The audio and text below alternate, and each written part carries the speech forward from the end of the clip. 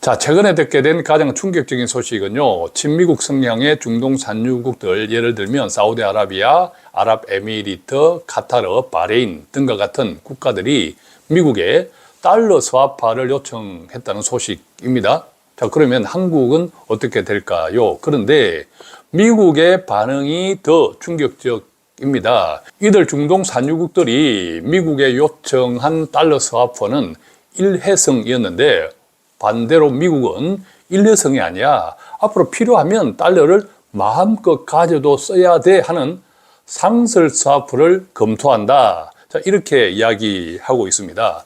자, 그런데 최근 OECD에서는요, 한국 경제에 대한 아주 찝찝한 전망을 발표했는데 그게 뭐냐면 내년도 2027년이죠. 내년도 한국의 잠재 성장률을 1.57%로 전망했습니다.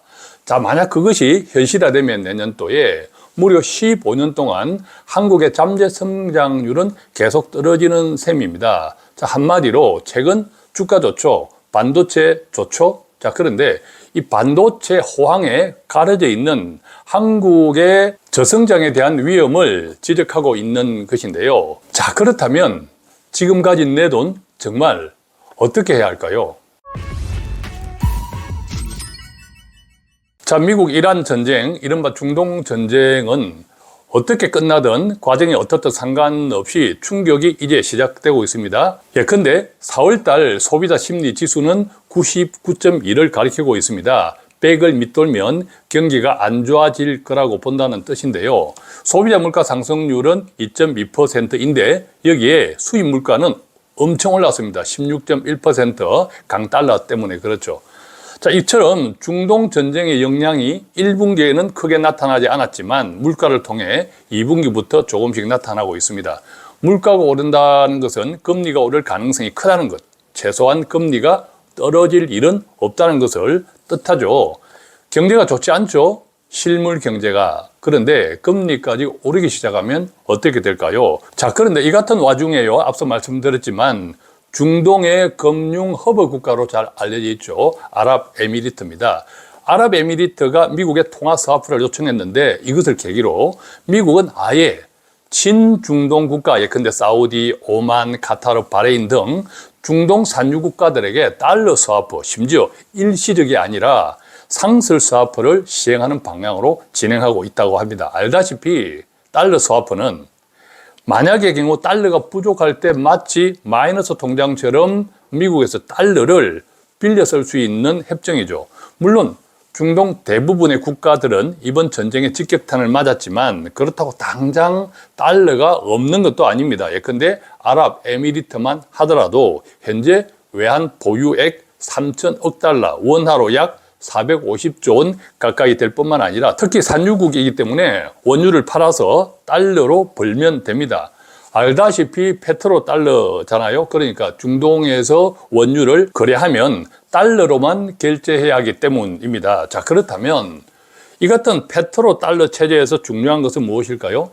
달러 가치가 안정적으로 유지되어야겠죠. 즉 중동 산유국들은 대부분의 수출이 원유인데 환율 변동성이 커지면 국가 재정에 미치는 영향도 당연히 커질 수밖에 없습니다. 그래서 사우디, 아랍에미리트를 비롯한 중동 산유국들은 달러 페그제라고 하는 즉 자국 통화 가치를 달러화해 고정시키는 정책을 시행하고 있는데 그 때문에 달러 가치가 급등하면 즉 강달러, 그때 보유하고 있던 달러를 팔아서 달러 가치를 떨어뜨려야 합니다. 반대의 경우도 마찬가지겠죠. 그런데 요즘처럼 달러 강세가 지속이 되면 보유하고 있던 달러, 즉 외환을 팔아야 하는 문제가 생기는데 더 큰 문제는 호르무즈 해협이 막히면서 원유 수출을 못하게 되니 결과적으로 들어오는 달러는 없고 팔아야 하는 달러만 많아지고 있는 형국. 더구나 만약의 경우 이 같은 상태가 장기화되면 중동 산유국들이 외환위기에 빠질 수 있다는 뜻입니다. 그래서 아랍에미리트를 포함한 중동 산유국들이 미국에 통화 스와프를 요청했습니다. 자, 그렇다면 우리 한국은 어떨까요?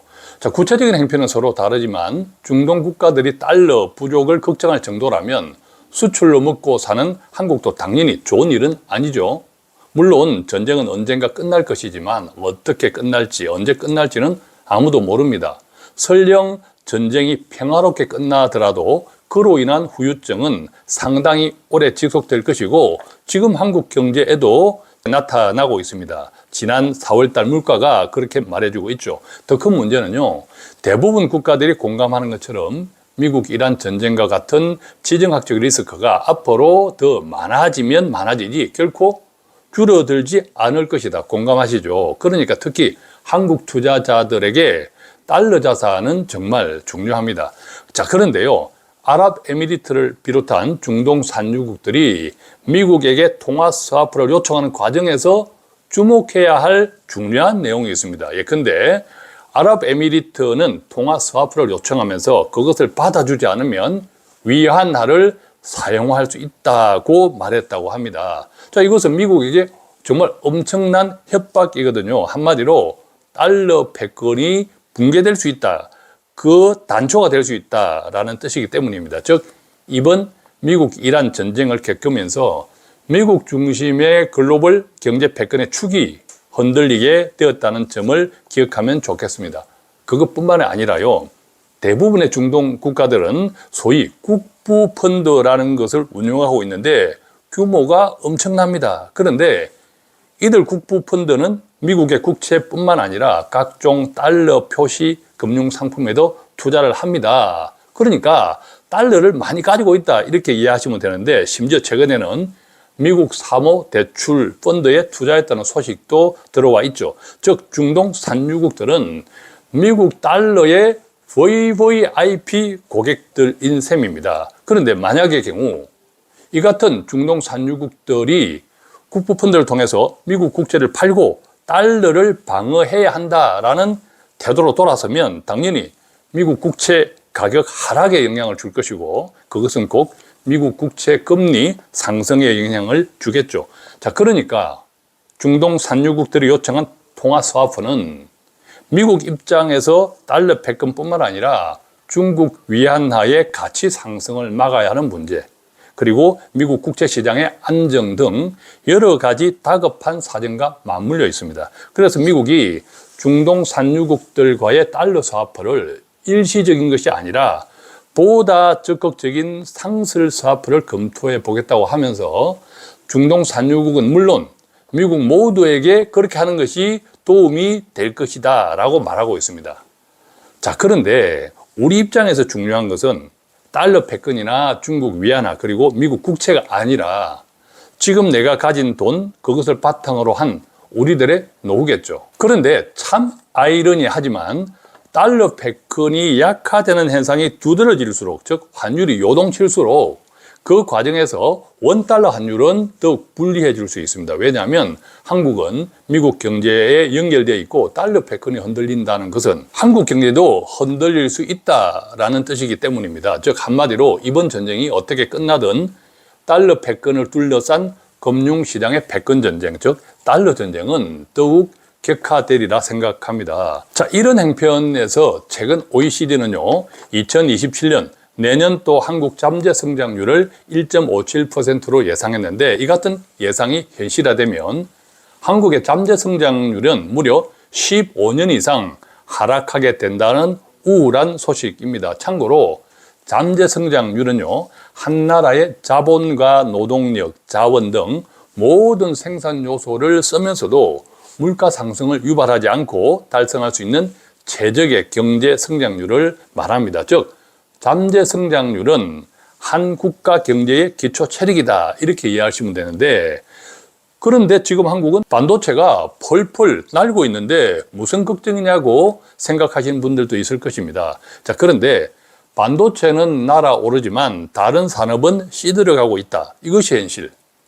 OECD가 잠재 성장률을 1.57%로 전망한 것은 우리가 반도체 호황에 취해 있는 동안 한국 경제는 점점 저성장의 늪으로 빠져들고 있다는 것을 경고하고 있는 뜻입니다. 따라서 이번 중동 전쟁이 앞으로 어떻게 전개되고 결과가 어떻게 나오든 상관없이 한국 경제의 저성장과 맞물리면서 한국인에게는 달러 자산의 중요성이 강화되고 있다는 점은 한편 슬프지만 또 한편 우리가 맞닥뜨린 현실이다라는 사실을 잊지 않으면 좋겠습니다. 왜냐하면 우리는 앞으로 언제까지일지 모를 노후를 살아내야 하기 때문입니다. 고맙습니다.